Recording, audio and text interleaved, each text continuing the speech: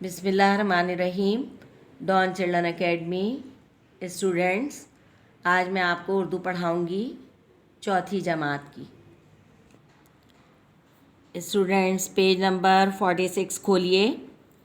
सबक है आपका कुर्बानी की ईद, और मेरे साथ रीडिंग कीजिए। अरसलान घर में खुशी से इधर उधर फिर रहा था। कभी वो अब्बू को जल्दी तैयार होने का कहता और कभी भाईजान को। उसकी अम्मी ने उसे बहुत देर पहले नए कपड़े पहनाकर तैयार कर दिया था। आज ईद उल अज़हा थी। वो चाहता था कि अपने भाई और अब्बू जान के साथ जल्दी ईदगाह जाए और नमाज पढ़ आए। उसे अच्छी तरह मालूम था कि इस ईद पर ईदी तो नहीं मिलती। उसे तो अपनी गली में होने वाली कुर्बानियों को देखने का शौक़ था।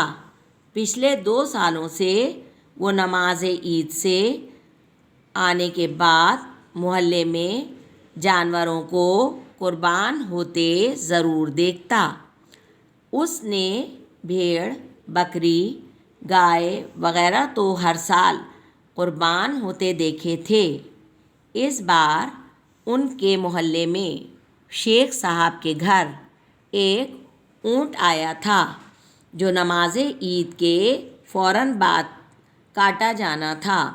उसकी ये ख्वाहिश थी कि वो ये कुर्बानी होते ज़रूर देखे।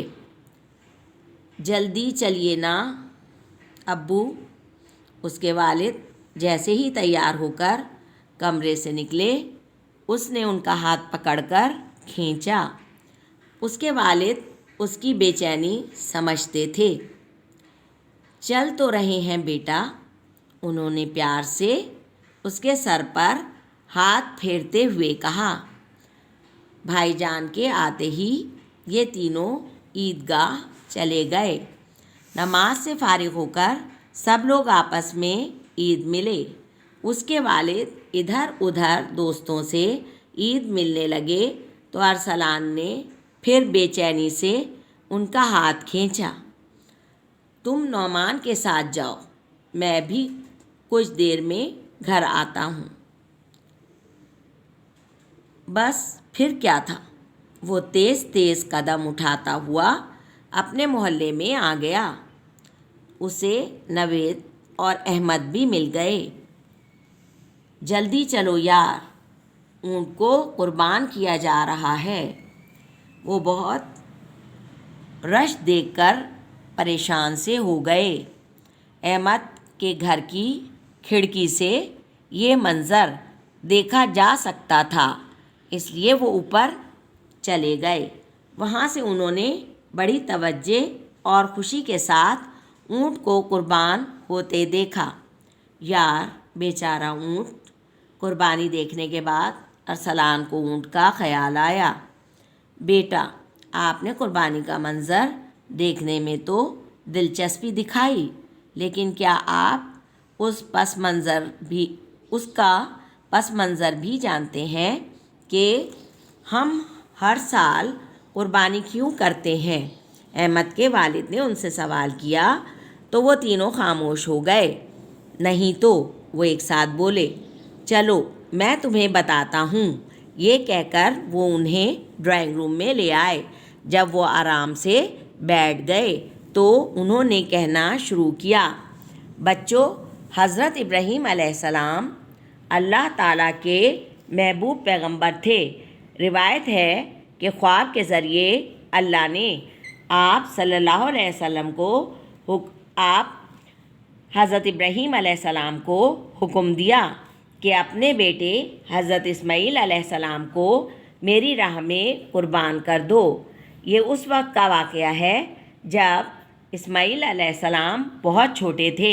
हज़रत इब्राहीम अलैहिस्सलाम ने अपने फ़र्जंद इस्माईल अलैहिस्सलाम से इस ख्वाब का ज़िक्र किया। इस बात को सुनकर उन्होंने अपनी रज़ामंदी का इजहार करते हुए सआदतमंदी से फरमाया, अब्बा जान, अल्लाह के हुक्म की تعمیل کیجیے، آپ مجھے ثابت قدم پائیں گے۔ اچھا، ارسلان نے کہا۔ آپ کا جواب سن کر حضرت ابراہیم علیہ السلام اپنے فرزند کو منا کے مقام پر لے آئے۔ آپ نے انہیں زمین پر لٹایا اور قربان کیا ہی چاہتے تھے کہ اللہ نے فرمایا، اے ابراہیم، تم امتحان میں پورے اترے، تمہارا رب تم سے راضی ہے، تمہاری قربانی قبول کی جاتی ہے۔ اس کے بعد کیا ہوا؟ احمد نے اپنے والد سے سوال کیا۔ اللہ نے حضرت جبرائیل علیہ السلام کے ذریعے جنت سے ایک دمبا روانہ کیا جسے حضرت ابراہیم علیہ السلام نے ذبح فرمایا۔ اس دن سے حضرت اسماعیل علیہ السلام کو ذبیح اللہ کا لقب ملا۔ تب سے قربانی کی یہ سنت قائم ہوئی۔ ہر سال اسی سنت ابراہیمی پر عمل کرتے ہوئے مسلمان قربانی کرتے اور خوشی مناتے ہیں۔ شکریہ انکل، کیا اب ہم گھومنے جائیں؟ ضرور جانا، لیکن گھر میں گوشت پکایا جا رہا ہے، وہ ضرور کھا کر جانا، انہوں نے اپنائیت سے کہا اور وہ سب خوش ہو گئے۔ بچوں، قربانی کی عید کا دن تھا، عید الاضحیٰ کہتے ہیں قربانی کی عید کو، جس عید پہ قربانی کی جاتی ہے اس عید کو عید الاضحیٰ کہتے ہیں۔ ارسلان بڑی خوشی خوشی اس کی امی نے تیار کر دیا تھا، گھر میں ادھر ادھر گھوم رہا تھا، بے چین تھا کیونکہ ان کے گھر میں، ان کے محلے میں ایک اونٹ آیا تھا اور اسے ذبح ہونا تھا۔ ارسلان اس سے پہلے دمبے کی، گائے کی، بکرے کی قربانی دیکھ چکا تھا، لیکن اس نے کبھی اونٹ کو قربان ہوتے ہوئے نہیں دیکھا تھا، اس لیے اس کو بڑی بے چینی تھی کہ جلدی سے نماز عید ادا کر لی جائے اور اس کے بعد وہ قربانی کو دیکھ سکے، اونٹ کی قربانی ہوتے ہوئے دیکھ سکے۔ بہت اس نے بے چینی ظاہر کری اور اس کے بعد جب نماز عید سے فارغ اس کے ابو، وہ اور اس کا بھائی ہو گیا تو وہ بے چین ہو رہا تھا۔ ابو نے کہا اپنے بھائی کے ساتھ محلے میں چلے جاؤ، میں ابھی آتا ہوں۔ وہ جلدی جلدی جب آیا تو اس کو اپنے دوست احمد اور نوید مل گئے، وہ بھی بے چین تھے، تینوں چلے اونٹ کی قربانی دیکھنے کے لیے۔ احمد کا گھر جو تھا ادھر اوپر سے ان کھڑکی میں سے قربانی بالکل صاف نظر آ رہی تھی، کیونکہ نیچے رش تھا، رش میں انہیں نظر نہیں آتا۔ وہ لوگ احمد کے گھر سے اوپر کھڑکی میں سے اونٹ کو قربان ہوتے ہوئے دیکھتے رہے، اور اس کے بعد جب اونٹ کو قربان ہوتے ہوئے دیکھ لیا تو پھر وہ نیچے اترے۔ اور لیکن احمد کے ابو نے ان سے سوال کیا کہ یہ تو بتاؤ، تم نے قربانی تو دیکھ لی ہے ہوتے ہوئے، اور اب یہ جانتے ہو یہ ہوتی کس لیے، قربانی کیوں کی جاتی ہے؟ اس پہ وہ لوگ چپ ہو گئے۔ تب احمد کے والد نے کہا چلو ڈرائنگ روم میں ان کو لے کر آئے، آرام سے بٹھایا اور پورا کہانی کہ قربانی ہم عید کو کرتے کیوں ہیں، بقرہ عید کو قربانی کیوں کی جاتی ہے، عید الاضحیٰ کو قربانی کیوں کی جاتی ہے، وہ سب بتایا کہ ہمارے پیغمبر حضرت ابراہیم علیہ السلام اللہ تعالیٰ کے محبوب پیغمبر تھے۔ انہیں خواب میں نظر آیا کہ اللہ تعالیٰ نے انہیں حکم دیا ہے کہ ان کے بیٹے حضرت اسماعیل علیہ السلام کو اللہ کی راہ میں قربان کر دیا جائے۔ اس بات کا واقعہ انہوں نے اپنے بیٹے حضرت اسماعیل علیہ السلام سے بیان کیا۔ وہ فوراً راضی ہو گئے کہ جو اللہ کی رضا، اس میں ہمیں وہی کام کرنا ہے، رضامندی دکھا دی اور قربان ہونے کے لیے ان کے حضرت ابراہیم علیہ السلام کے بیٹے حضرت اسماعیل علیہ السلام تیار ہو گئے۔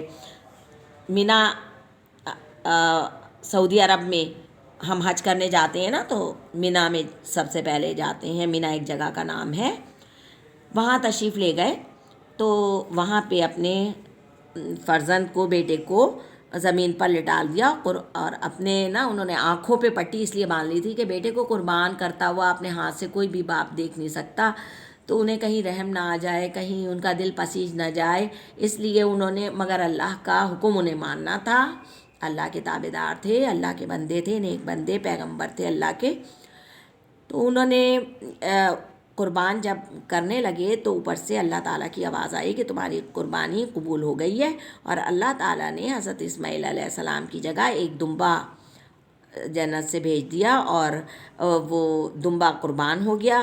جب حضرت ابراہیم علیہ السلام نے پٹی اپنی آنکھوں سے اتاری تو دیکھا کہ وہ تو ایک دمبا ہے جسے ذبح کیا گیا ہے۔ اس وقت سے حضرت اسماعیل علیہ السلام کو ذبیح اللہ کا لقب ملا، کیونکہ وہ ذبح ہونے کے لیے اللہ کے لیے تیار ہو گئے تھے۔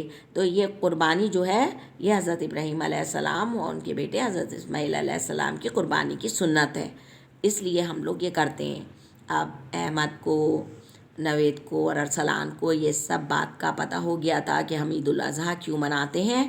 پھر وہ جانے لگے، ان کے والد نے کہا کہ گوشت جو پکایا جا رہا ہے، جو آج قربانی ہوئی ہے، وہ کھا کر جانا، اور وہ سب بچے خوش ہو گئے۔